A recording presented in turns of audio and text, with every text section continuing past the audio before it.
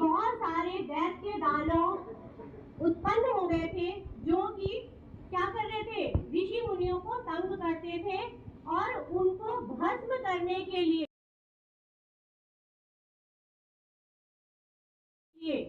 खत्म करने के लिए बहुत सारे देवता लोग ने यत्न किया, उसके बाद भी वो खत्म नहीं हुए।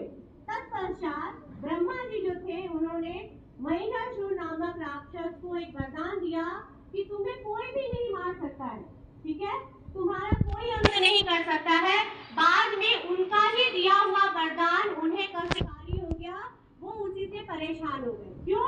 क्योंकि जिसको जब कोई मार नहीं सकता है तो उसने क्या सोचा कि मैं इस जहान का करता हूँ, निर्माण धारा हूँ, ठीक है, और अपने ही वरदान को देने के बाद ब्रह्मा जी पछताने लगे। इसीलिए कहा जाता है कि कोई भी कार्य करने से पहले हमें सोच और विचार लेना चाहिए कि हम क्या कर रहे हैं। मगर ब्रह्मा जी ने जब अपनी एक गलती कर दी तो उसका निवारण करने के लिए उन्होंने क्या किया, शंकर भगवान, विष्णु और महेश तीनों लोग ब्रह्मा जी के पास गए और कहा कि महिषासुर नामक जो राक्षस है वो अब क्या कर रहा है, चारों तरफ अपना आतंक फैला रहा है, सबको मार रहा है, काट रहा है, उसका कुछ तो निवारण कीजिए। तो उन्होंने कहा मैं तो अपना ही वरदान देके परेशान हो गया हूँ, इसका कुछ तो निकले, ठीक है। नियम उन्होंने क्या किया कि तीनों देवताओं ने मिलकर किसकी उपासना की, माता की उपासना की। क्यों? क्योंकि सभी लोगों को जब कोई मार नहीं सकता है तो उसको मारने वाली सिर्फ एक नारी थी। कौन? माँ दुर्गा। माँ दुर्गा के 9 रूप हैं जो कि अलग अलग रूपों में आपके सामने हैं। वो 9 रूप जो थे वो अलग अलग दानवों को मारने के लिए धरती पर जन्म लिया, ठीक है।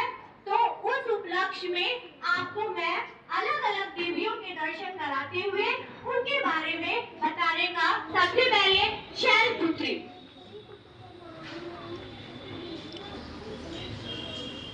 मैं शैलपुत्री हूँ, मैं पर्वतराज की हूँ, है शिवाय नमः। यह शैलपुत्री माता है जो कि पर्वतराज की पुत्री है।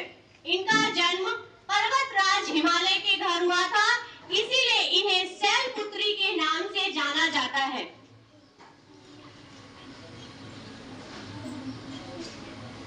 दूसरी हमारी माता आएंगी ब्रह्मचारिणी माता।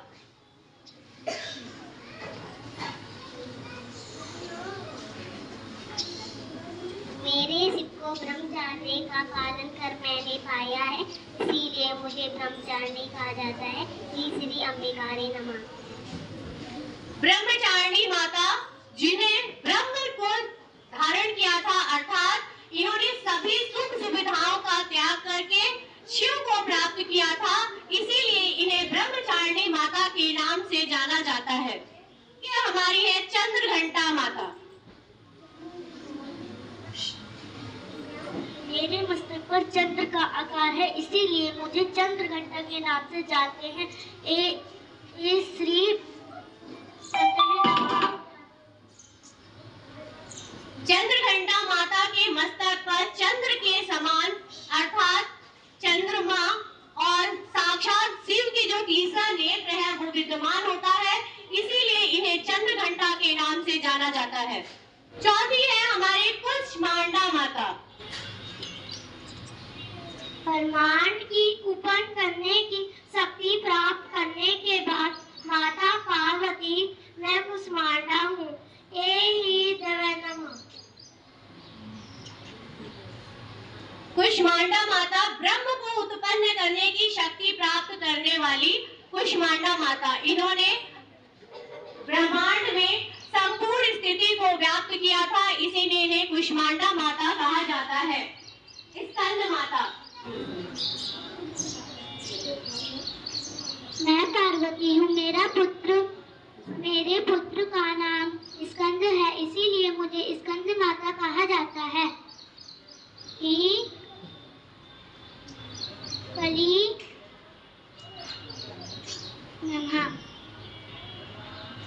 यह स्कंद माता है। इनका नाम इसलिए स्कंद पड़ा क्योंकि इनके पुत्र कार्तिकेय का नाम स्कंद था, इसीलिए इन्हें स्कंद माता के नाम से जाना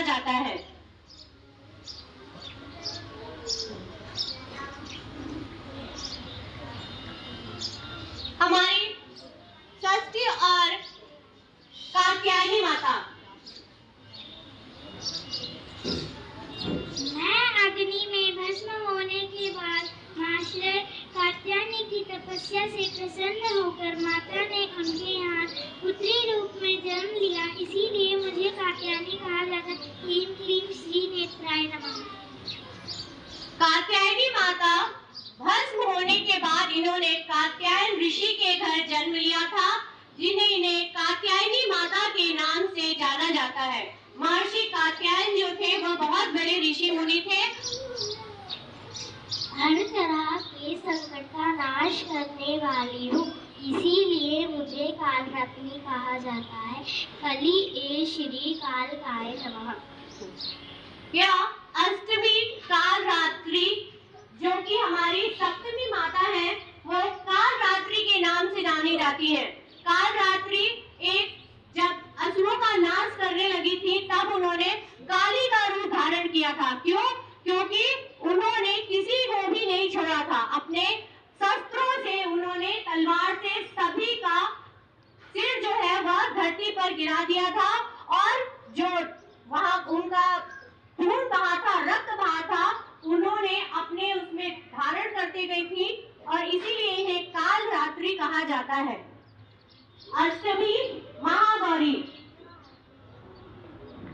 कठोर तप करने के कारण जब मेरा मन काला पड़ गया था, तब शिव ने प्रसन्न होकर मेरे शरीर को गंगा के जल से धोया था, इसीलिए मुझे महागौरी कहा जाता है।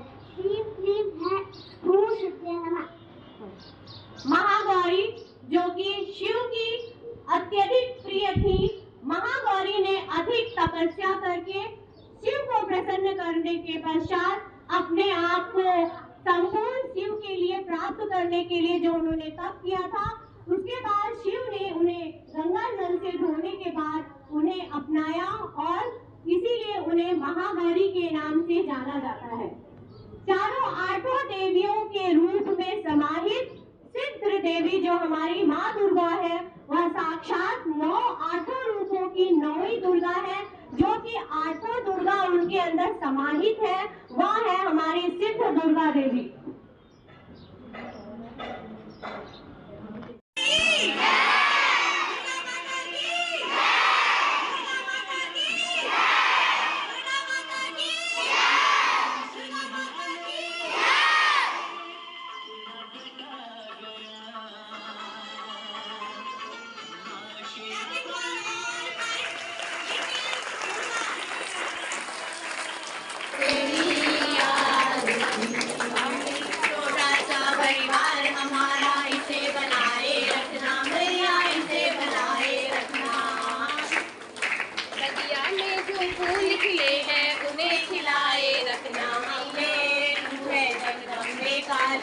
जय दुर्गे करवाली तेरे की जोड़े गाए, आरती ओ मैया सारे तेरी आरती। जोत जले माँ एक बार दुआ सामने आई, एक बार दुआरा तेरे भक्त तुझे पुकारे, तेरे भक्त तुझे पुकारे, आके दर्शन दिखाया हमने, तू है जगदम्बे काली, जय दुर्गे करवाली तेरे ही